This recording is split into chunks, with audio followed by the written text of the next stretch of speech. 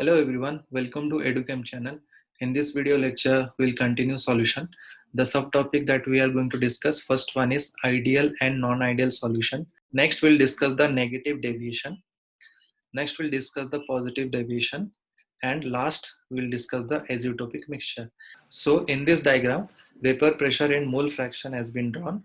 This diagram shows about the positive deviation from the Raoult's law. In the further slide, we are going to discuss how the positive deviation will occur and how the negative deviation will occur. Okay. So a lot to know in this lecture. Without a doubt, let's start. So let us discuss the ideal solution. So what is the meaning of ideal solution?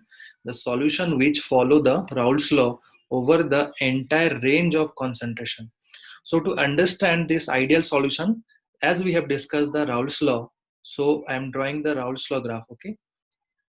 So this is the Raoult's law graph, if you can remember, and this is our PT, represent your total pressure. This is partial pressure of component A. This is partial pressure of component B, and this is our mole fraction. Okay. So it tells about the ideal solution which will follow the Raoult's law. As we have already discussed these equations, right? PE is equal to PA naught into XA and PB is equal to PB naught into XB. So the ideal solutions are those solutions when we will mix two liquid, they will follow this equation. They will also follow the total pressure, that is PT is equal to PA plus PB is equal to PA naught into XA plus PB naught into XB. So overall, those solution which will follow this equation and as well as this graph, those are known as ideal solution. Next, coming to the point number 2, del H mix is equal to 0. No heat is absorbed or released during the dissolution. So the meaning is when we mix two liquid 1 plus liquid 2, delta H mix must be 0. So what is the meaning of delta H mix? That is no change in the enthalpy. Okay. So if we'll mix two, it will give solution, right? So there will not be any change in the entire enthalpy of the solution. So during this process, no amount of heat is to be released or absorbed. Okay. So that means delta H mix is equal to 0. Next, coming to the point number 3, delta V mix is equal to 0. It tells about the total volume of the solution is equal to the sum of the volume of pure liquid mixed to form the solution. So to understand this point, let's take solute and solvent. In one of the component, this is our solute, and another component we have taken the solvent. Okay. So let's suppose the solute we have taken 2 ml and here the solvent is 3 ml. Okay. So I'm writing here 2 ml. This is the 3 ml. So if we'll mix this one, so we are going to get the solution. So this solution must be 5 ml. This is our solution, right? So we can say that delta V mix is equal to 0. How can we calculate delta V mix is equal to 0? Delta V mix, we are calculating the mix, okay, is equal to volume of solution minus volume of solvent plus volume of solute. Okay, so if this equation is 0, then we can say that that is a ideal solution. So next point, the component of ideal solution can be separated in pure form of fractional distillation. So it tells about this ideal solution can be separated by a fractional distillation. So that means if we'll take solute plus solvent, okay. So if we'll mix these two, solute and solvent, we are going to get solution. So in this solution, solute is also present and solvent is also present. Okay, this is the mixture of solute and solvent. We can separate that solution and we can take out the solute and solvent because both will have a different boiling point. Okay, so remember. So the take home message is ideal solutions are those solutions which will follow these equations as well as this equation. Okay, and this graph, and delta mix is equal to 0. Net change in the volume is also 0, and they can be separated by a fractional distillation.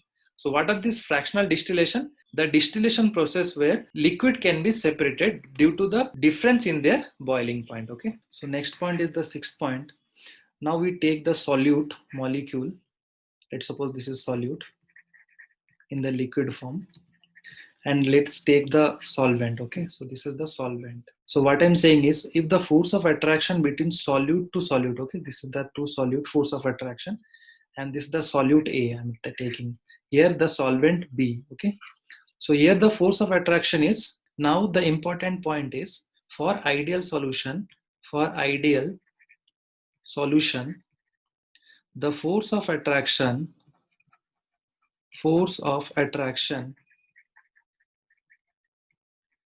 between A to A and B to B is equal to force of attraction of AB are same. The force of attraction in A and the force of attraction in B, that is equal to the force of attraction if we'll add this solute and solvent to make the solution. So if we'll make the solution, now we will get the force of attraction between A and B. Like this is A, this is B. So force of attraction of AA is equal to AB is equal to BB. So example for this ideal solutions are benzene toluene, benzene plus toluene, and N-heptane, N-hexane, N-heptane plus N-hexane. Now let us discuss the non-ideal solution. So solution which do not follow the Raoult's law. So as we have already discussed, all the equation followed by the Raoult's law, those are PA is equal to PA naught into XA. This is not followed in non-ideal solution. Again, PB is equal to PB naught into XB. This is also not followed. And as well as PT is not equal to PA plus PB. Next, second point, del H mix is not equal to 0. Heat is absorbed or released during the dissolution. During that process, delta H is not equal to, it can be positive or negative, that is endothermic or exothermic. Next one, delta V mix is not equal to 0. That is the total volume of the solution is not equal to the sum of the volume of pure liquid mixed from the solution. So we can say that, taking these examples, like let's take one beaker where solute is there. In this solute, let's suppose 2 volume is present, okay? Another liquid, that is solvent. So in this solvent part, 3 volume is there. So if we mix these two, now we will get, in the final solution, we won't get that volume is not equal to 5 volume, okay? Or 5 liter, you can say that. It may be more than 5 liter, or it may be less than 5 liter. Next one is, all the equation which is followed for Raoult's law, they cannot be applied in the non-ideal solution. That is, PA is not equal to PA naught into XA. Component of non-ideal solution cannot be separated in pure form of fractional distillation. So here we can say that all the components, so this is component 1 plus component 2. So this is the solution. So in the solution, we cannot separate component 1 and component 2 from the solution. Okay, if this is solution, we cannot separate the component 1 and component 2. Now point number 6, for non-ideal solution, AA force of attraction, I'm writing is AA force of attraction, and BB force of attraction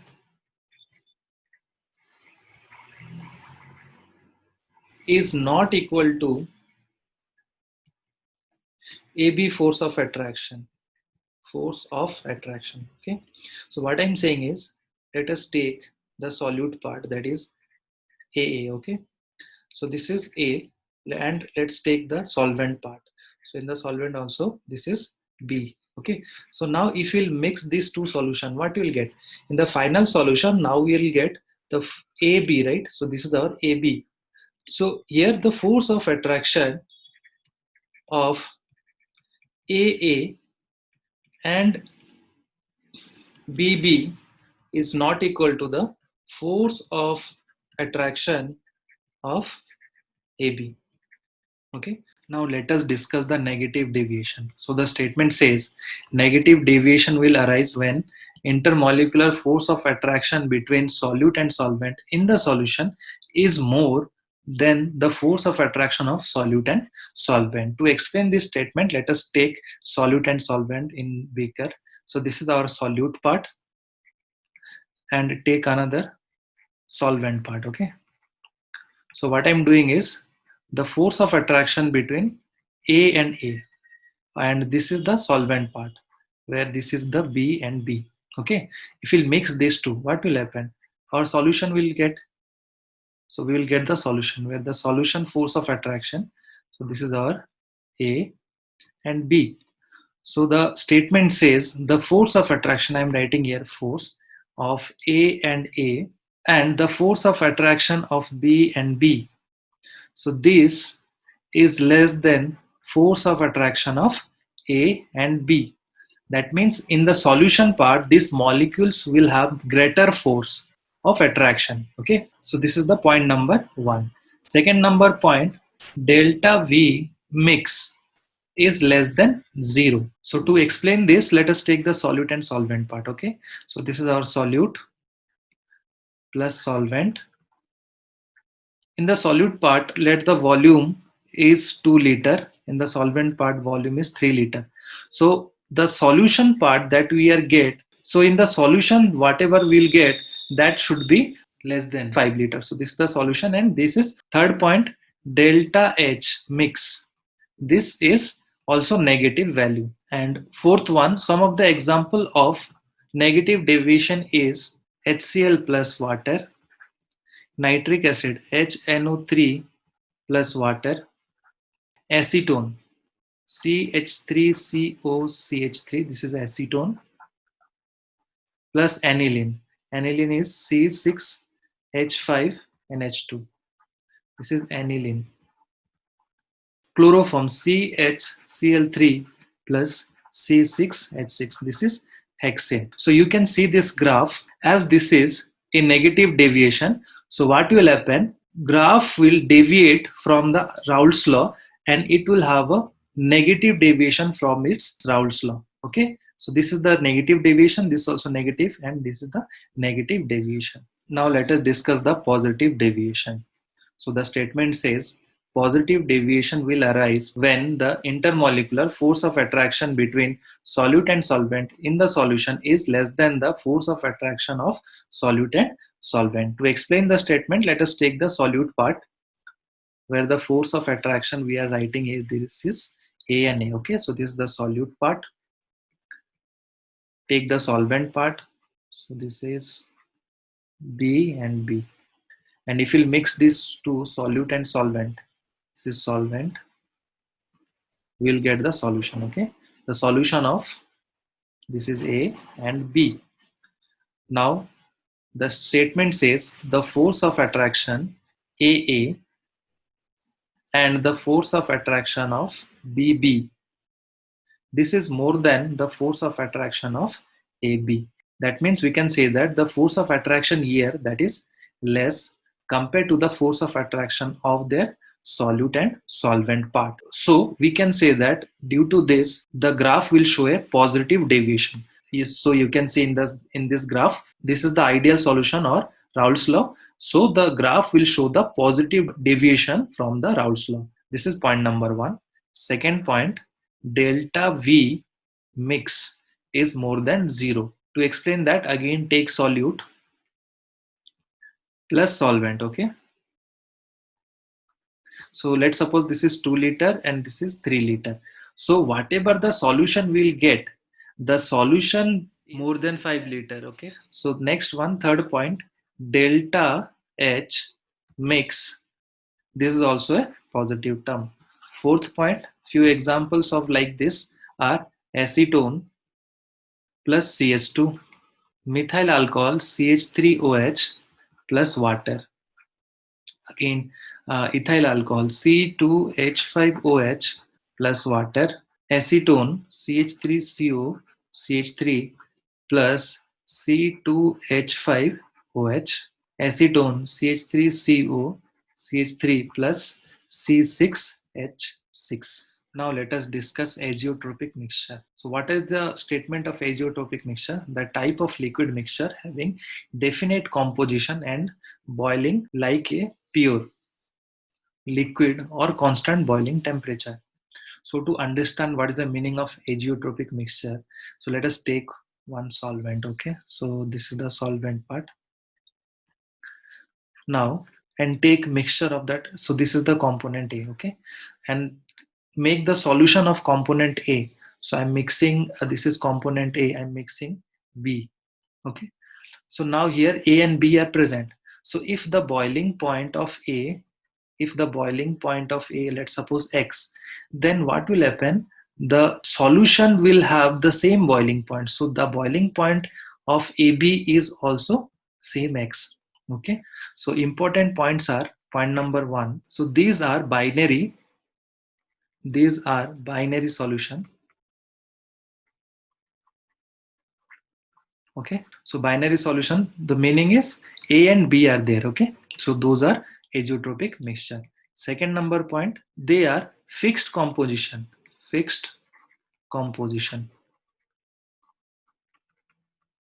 Okay, third number point, they boils at constant temperature. Okay, fourth number point, we cannot separate azeotropic mixture by fractional distillation. Okay, why? Because as I have already given, the boiling point is same, right? If the boiling point is same, then we cannot separate it by fractional distillation. So the azeotropes are divided into two parts. One is maximum boiling azeotropes and minimum boiling azeotropes. So maximum boiling azeotropes are those solution which will show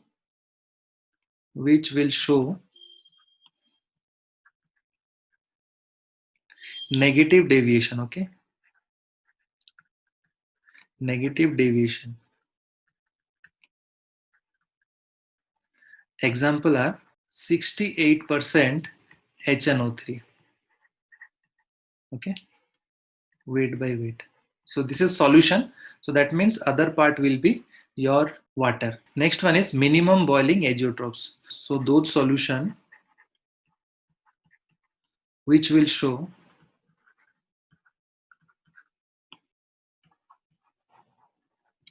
positive deviation